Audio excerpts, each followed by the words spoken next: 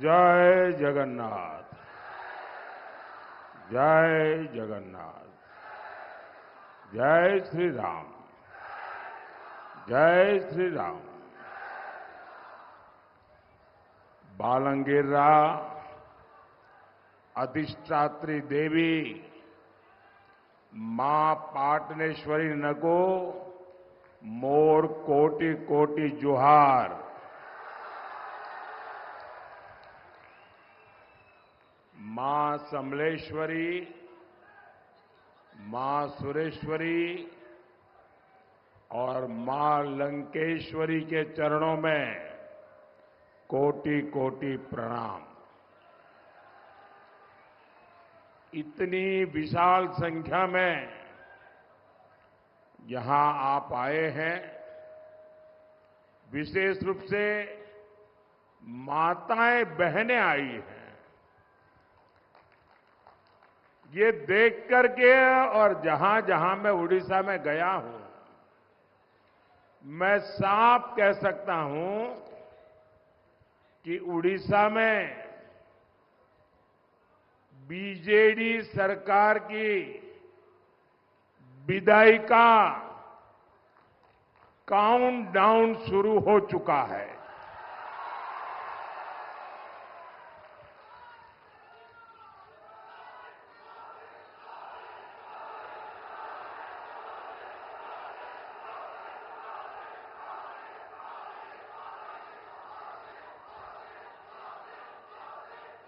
पूरा उड़ीसा एक सुर में कह रहा है, उड़ीसा रे प्रथम तर है डबल इंजन सरकार।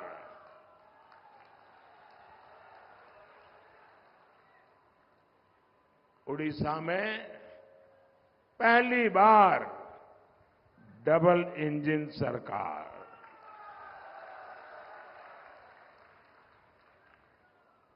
भाइयों और बहनों,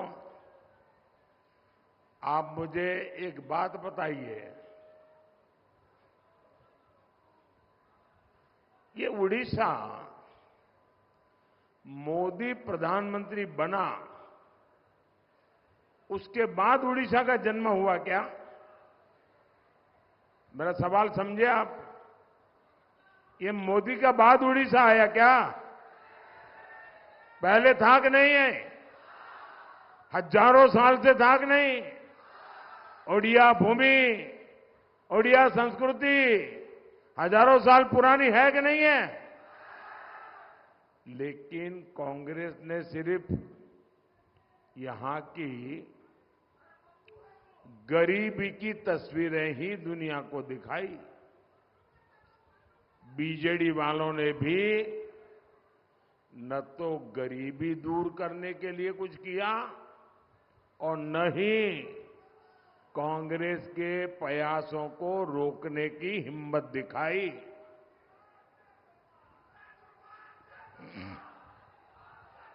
लेकिन साथियों, भगवान जगन्नाथ का ये बेटा, आपका ये बेटा ओडिशा की गौरवमयी धरोहर को मां भारती का सर्वश्रेष्ठ आभूषण मानता है। साल 2022 में हमने बलांगीर के ही नरसिंह प्रसाद गुरु जी को पद्म सम्मान दिया। आप देखिए, इस वर्ष भी 4 ओडिया कलाकार विनोद कुमार पसायत जी, भागवत प्रधान जी, गोपीनाथ जी स्वयं जी और विनोद महाराणा जी, इनको पद्म पुरस्कार दिया गया है, क्योंकि इन्होंने ओडिया कला संस्कृति की सेवा की है। जब दिल्ली में G20 सम्मेलन हुआ पूरी दुनिया के बड़े बड़े नेता आए तो मैंने वहां कोणार्क सूर्य मंदिर के चक्र के सामने खड़े रहकर उनकी तस्वीर खिंचवाई। और आज दुनिया के ये बड़े बड़े नेताओं के घर में ये कोणार्क के सूर्य चक्र वाली तस्वीर है, पूरी दुनिया में है। ये हमारी सरकार है जिसने ओडिया वीरता के प्रतीक पाइका संग्राम के मेमोरियल को स्वीकृति दी। हमारी सरकार ने पाइका संग्राम के सम्मान में एक सिक्का और डाक टिकट भी जारी किया। और सबसे बड़ी बात, ये भाजपा की सरकार है जिसने पहली बार एक आदिवासी बेटी को देश का राष्ट्रपति बनाया।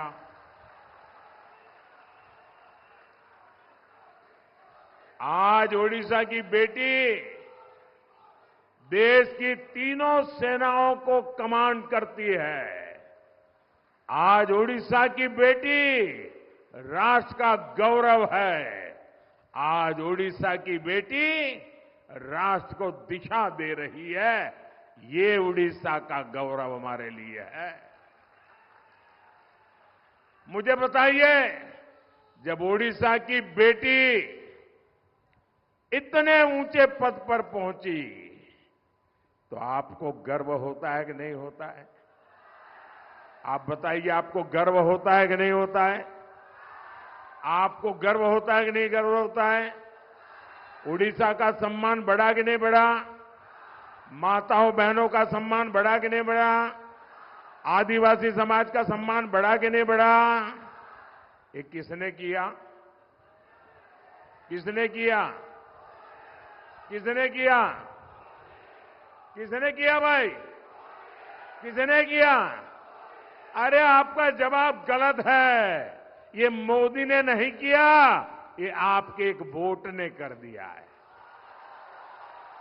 आपने वोट देकर के मोदी को बिठाया, इसके कारण उड़ीसा का गौरव पूरी दुनिया में हो रहा है। ये आपके वोट की ताकत है। मोदी तो निमित्त है। देश की हर मां, बहन, बेटी को इसका गर्व है। भाई और बहनों, ओडिशा के लोग बहुत ही स्वाभिमानी होते हैं। वो कभी अन्याय के सामने झुकते नहीं हैं। जब भी मैं उड़ीसा के बारे में सोचता हूं, मुझे जयी राजगुरु, बक्सी जगबंधु, वीर सुरेंद्र साईं, ऐसे महापुरुषों का स्मरण होता है। मैं चंद्रशेखर बेहरा और उत्कलमणि गोपाल बंधु दास, ऐसे महान व्यक्तियों को याद करता हूं। मैं शहीद बाजी राउत और उनके साथियों को याद करता हूं। मैं डॉक्टर हरिकृष्ण मेहताब और बीजी बाबू को याद करता हूं। मैं उस भूमि के सपूत महाराजा राजेंद्र नारायण सिंह देव जी को भी स्मरण करता हूं। इन सभी ने कभी उड़ीसा के सिद्धांतों और इसकी अस्मिता से समझौता नहीं किया।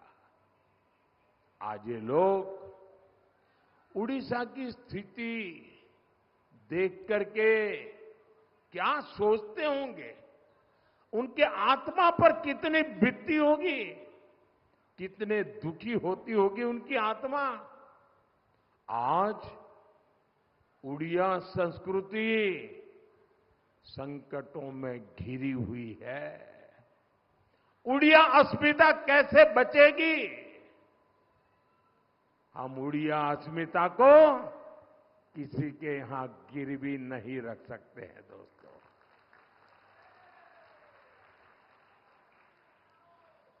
और इसलिए बीजेपी ने ठान लिया है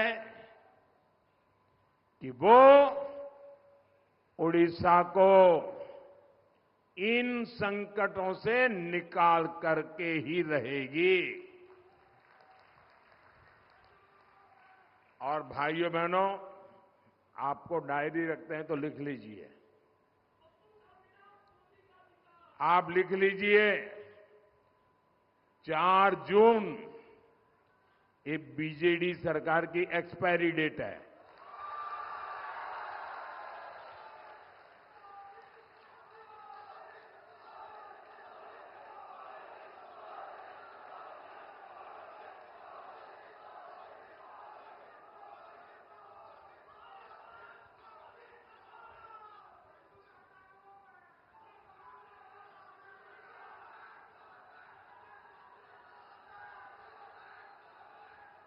और मैं आपको अभी से निमंत्रण देता हूं, आप लिख के रखिए, ये मोदी आपको निमंत्रण देने आया है।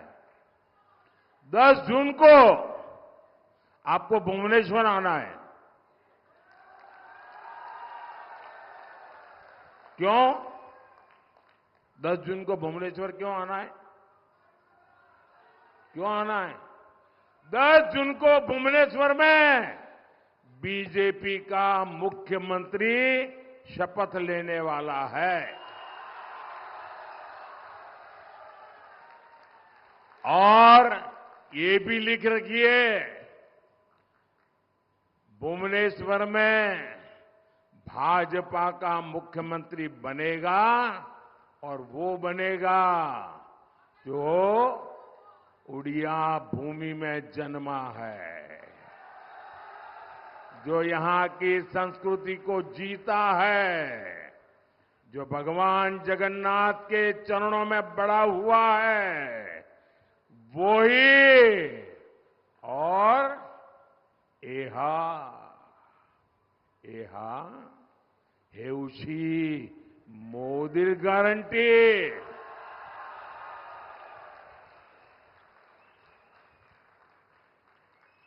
भाइयों और बहनों, ये उड़ीसा राज्य अमीर राज्य है। हिंदुस्तान के सबसे अमीर राज्यों में एक नाम उड़ीसा का है, लेकिन हिंदुस्तान के सबसे ज्यादा गरीबों का अगर कहीं रहना होता है तो उड़ीसा में होता है। यहां की जनता गरीबी से जूझ रही है। इतना धनवान प्रदेश, लोग गरीब क्यों है? 50 साल आपके बर्बाद हो चुके, 50 साल। अब उड़ीसा को बचाना है कि नहीं बचाना है? उड़ीसा की अस्मिता बचानी है कि नहीं बचानी है? उड़ीसा के बच्चों का भविष्य बचाना है कि नहीं बचाना है?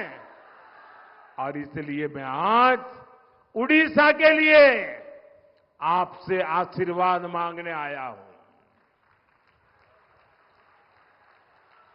भाइयों बहनों, आप मुझे पूरी ताकत से बताइए, ये हमारे उड़ीसा की ये बर्बादी हुई, इतनी संपदा, प्राकृतिक संपदा का भव्य खजाना है यहां, लेकिन यहां बर्बादी ही बर्बादी है। इसका गुनहगार कौन है? इसका गुनहगार कौन है? इसका गुनहगार कौन है? अब उनको विदाई देनी चाहिए कि नहीं देनी चाहिए? और अब तो आपके इलाके में मुख्यमंत्री आए चुनाव लड़ने के लिए, जरा गाजे बाजे के साथ विदाई कर दो भाई। अच्छा, एक काम करना, अगर यहां आपके मुख्यमंत्री जो यहां से चुनाव लड़ने वाले हैं ना, और हमारे यादव जी उनके खिलाफ लड़ रहे हैं, शेर लड़ रहा है, शेर।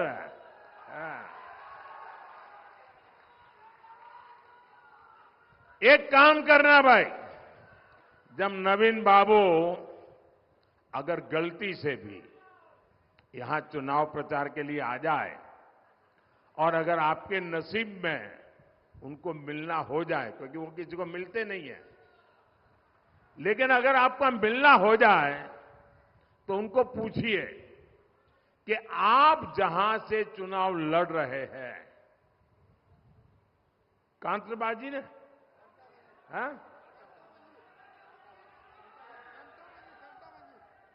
कंत्राबाजी, कंत्राबाजी,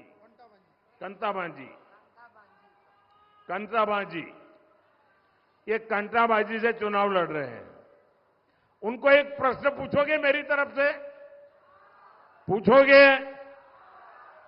नहीं पूछोगे भाई, 25 साल तक नहीं पूछा आपने, इसलिए आपकी ये हालत हुई है।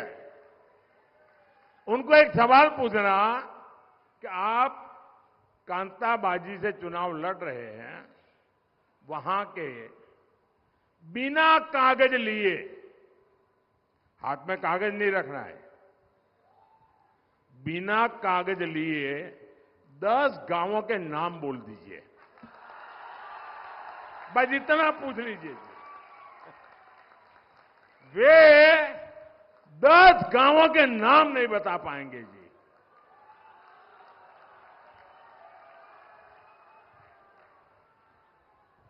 इतने साल मुख्यमंत्री रहे हैं और जहां चुनाव लड़ने आए हैं वहां के 10 गांवों के नाम बिना कागज बोल रहे हैं।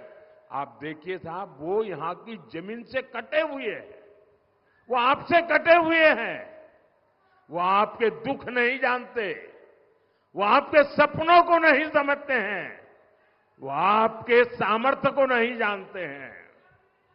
भाइयों बहनों,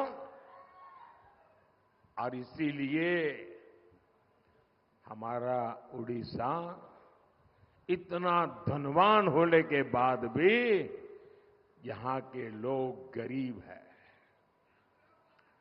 मेरे गुजरात में इतने उड़िया लोग रहते हैं, मैंने इनमें इतनी ताकत देखी है, इतना सामर्थ्य देखा है, इतने प्रतिभावान लोग हैं। मेरे गुजरात की आन बान शान बढ़ाने में काम कर रहे हैं, वो तो उड़ीसा के लिए बहुत कुछ कर सकते हैं भाई। आपने करीब 25 साल तक बीजेडी को अवसर दिया। बीजेडी नेताओं के पास बंगले हो गए, गाड़ियां आ गई, लेकिन यहां से नौजवान दादन के लिए मजबूर है, पलायन के लिए मजबूर है। आप मुझे बताइए साथियों, पलायन की ये परंपरा, ये मजबूरी समाप्त होनी चाहिए कि नहीं? समाप्त होनी चाहिए कि नहीं? ये कौन करेगा? कौन करेगा? कौन करेगा? कौन करेगा? आप करेंगे पक्का? आपका वोट करेगा कमल को, असेंबली में भी कमल को, पार्लियामेंट में भी कमल का बटन दबाइए, समस्याओं का जाना शुरू हो जाएगा। यहां से हमारी साथी बहन संगीता कुमारी सिंहदेव जी लोकसभा का चुनाव लड़ रही है और विधानसभा के हमारे कई विधायक साथी चुनाव लड़ रहे हैं। मैं इन सबसे आग्रह करूंगा, जरा जो कैंडिडेट है वो आगे आ जाए। ये हमारे मजबूत साथी हैं जो आपकी समस्याओं को दूर करने वाले हैं। मैं 1 मिनट उनको पास जाके आता हूं।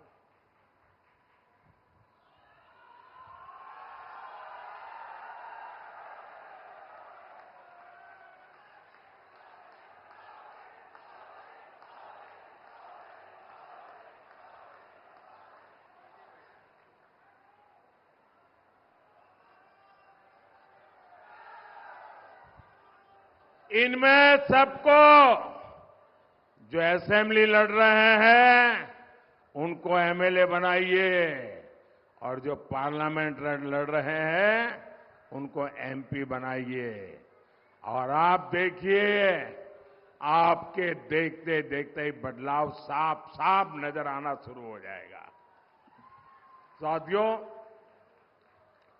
बीजेडी की सरकार ने किसानों के साथ बहुत बड़ा धोखा किया है। यहां धान किसानों को अपना एमएसपी तक नहीं मिलता। यहां धान मंडीली घोटाला होता है। किसान का बहुत बड़ा हिस्सा कटनी छटनी में चला जाता है। 2200 रुपये के आसपास का एमएसपी तय है, लेकिन लोग बताते हैं कि 1600 1700 रुपये में ही किसानों को मिल पाता है। 500-600 रुपया कट। इसलिए अब उड़ीसा भाजपा ने बहुत बड़ी घोषणा की है। उड़ीसा भाजपा ने कहा है, आप एक एक किसान को बताएंगे, एक एक किसान को बताएंगे। जरा हाथ ऊपर करके बताइए तो मैं बोलूं। एक एक किसान को बताएंगे, हर किसान को समझाएंगे। बीजेपी ने क्या वादा किया है? बीजेपी ने कहा है कि धान किसानों के पास से 3100 रुपया का, यानी जो 1500-1600 है उसके सामने 3100 रुपये का एमएसपी धान किसानों को मिलेगा। भाइयों, डबल हो जाएगा। ये किसानों को बताओगे? अगर किसानों को नहीं बताओगे वो तो फिर जैसे जीता है वैसा जीता रहेगा। तो इतना काम कर दोगे ना, भुवनेश्वर में सरकार बन जाएगी। और उनको ये भी बता दीजिए कि मोदी की गारंटी है कि बीजेपी की सरकार बनने के बाद जैसा ही आपका धान लेंगे 48 घंटे में आपके खाते में सीधा पैसा जमा हो जाएगा। देखिए, आपने यहां उड़ीसा के बगल में छत्तीसगढ़ है। छत्तीसगढ़ में भी भाजपा ने गारंटी दी थी और पहले 30 दिन में ही ये गारंटी पूरी कर दी। यहां के किसानों को छोटे छोटे खर्चों के लिए चिंता ना करनी पड़े, इस पर भी भाजपा का ध्यान है।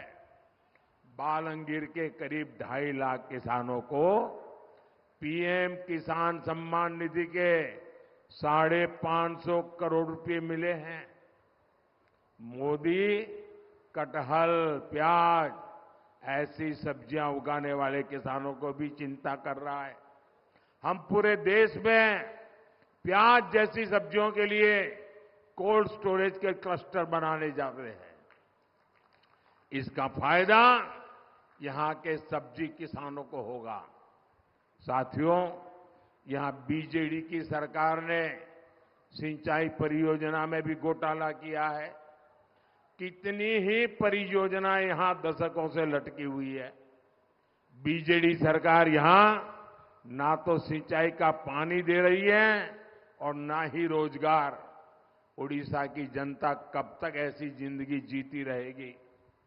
आपकी जिंदगी में बदलाव लाने की गारंटी मोदी देता है। हम सिंचाई का पानी भी देंगे, हम रोजगार के अवसर भी देंगे। यहां के कपास किसानों की मुश्किलें कम करने के लिए भी भाजपा सरकार पूरा प्रयास करेगी। भाइयों और बहनों, जब तक यहां बीजेडी की भ्रष्टाचारी सरकार होगी तब तक लाभार्थियों को पूरा हक नहीं मिल पाएगा। एक परिवार को जो कुछ चाहिए वो मोदी उपलब्ध कराने में जुटा है। पक्का घर, शौचालय, बिजली, गैस का सिलेंडर, नल से जल, और ये मोदी की योजना है। अब मुफ्त चावल भी दिया जा रहा है। बालांगीर में करीब 2 लाख परिवार ऐसे हैं जिनको पक्के घर, मुफ्त बिजली कनेक्शन और नल कनेक्शन मिले हैं। ये तब है जब यहां बीजेडी सरकार इन योजनाओं में लूट खसूट करती है। यहां भाजपा सरकार बनेगी तो हर लाभार्थी को पूरा लाभ मिलेगा। साथियों, भाजपा सरकार के प्रयासों से पिछले 10 साल में 10 करोड़ बहनें, यह आंकड़ा बहुत बड़ा है, 10 करोड़ बहनें स्वयं सहायता समूहों से जुड़ी है। मोदी ने इन समूहों से जुड़ी 3 करोड़ बहनों को, मेरी माताएं बहनें यहां बैठी है, मोदी का लक्ष्य है मुझे तीसरी बार सरकार बनाने के बाद 3 करोड़ महिलाओं को लखपति दीदी बनाना है।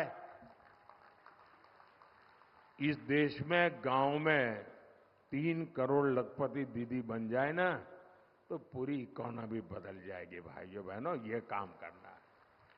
भाजपा सरकार होम स्टे के निर्माण के लिए भी, क्योंकि उड़ीसा में टूरिज्म की बहुत संभावना है, होम स्टे टूरिज्म के लिए बहुत उपयोगी बिजनेस हो गया है। जो बहनें होम स्टे की व्यवस्था खड़ी करना चाहते हैं, ऐसी महिलाओं को भाजपा सरकार मदद करने को तैयार है। ओडिशा भाजपा ने यहां की बहनों के लिए सुभद्रा योजना बनाने की भी घोषणा की है। महिलाओं को इससे बहुत मदद मिलेगी। ये योजना उनका बड़ा संबल बनेगी। महाप्रभु जगन्नाथ के आशीर्वाद से ये गारंटी भी पूरी की जाएगी। मोदी सरकार पहले ही माता बहनों के लिए पोषण अभियान चला रही है। गर्भावस्था के दौरान हर बैंक के खाते में, हर बहन के खाते में मैं दिल्ली से 6,000 रुपया भेजता हूं, लेकिन ये पैसे उड़ीसा की मेरी बहनों को मिल नहीं पाते, क्योंकि उड़ीसा सरकार ने यहां इस योजना पर रोक लगा रखी है। बताओ, अब गरीब माताओं बहनों की सेवा भी न करने दे, ऐसी सरकार की कोई जरूरत है क्या? यहां की सरकार को आपकी कोई परवाह नहीं है। ऐसी सरकार को जाना चाहिए कि नहीं जाना चाहिए? सबके सब बताओ तो पता चलेगा मुझे। ऐसी सरकार जानी चाहिए, ऐसी सरकार जानी चाहिए, ऐसी सरकार जानी चाहिए। साथियों, यहां उड़ीसा में डबल इंजन की सरकार पक्की है, लेकिन इसके लिए लोकसभा हो या विधानसभा, आपका एक एक वोट कमल के निशान पर भाजपा को मिलना चाहिए। आपका हर वोट, जब आप इनको वोट देंगे ना, एमएलए को वोट देंगे, एमपी को वोट देंगे, कमल पे बटन दबाएंगे ना, तो वोट सीधा सीधा मोदी के खाते में जमा हो जाएगा और वो मोदी की ताकत बढ़ा देगा, मोदी को मजबूत करेगा। तो आप कमल को वोट करेंगे, ज्यादा से ज्यादा मतदान कराएंगे, घर घर जाएंगे, सुबह 10 बजे के पहले मतदान हो जाएगा। पहले मतदान फिर जलपान, ये मंत्र काम करेगा। जब तक मतदान नहीं करेंगे, जलपान नहीं करेंगे, ये संकल्प ले सकते हैं। अच्छा, मेरा एक काम करेंगे? क्यों भाई, चुनाव में तो सब हु कर रहे हो। मोदी जब कह रहा है मेरा काम करोगे तो चुप हो गए। अच्छा, मेरा काम करोगे? जरा दोनों हाथ ऊपर करके बताओ, करोगे? जरा दोनों हाथ ऊपर करके बताइए, करोगे? पक्का करोगे? अच्छा, देखिए, यहां से ज्यादा परिवारों को जाकर के मिलिए और परिवारों को मिलकर के कहिएगा कि मोदी ने आपको, हर परिवार को कहना, मोदी ने आपको जय जोहार कहा है, जय जगन्नाथ कहा है। मेरा जय जगन्नाथ पहुंचा दोगे? हर परिवार में पहुंचा दोगे? मेरे नाम से पहुंचाना होगा, पहुंचाओगे? बोलिए मेरे साथ, भारत माता की, भारत माता की, भारत माता की। बहुत बहुत धन्यवाद।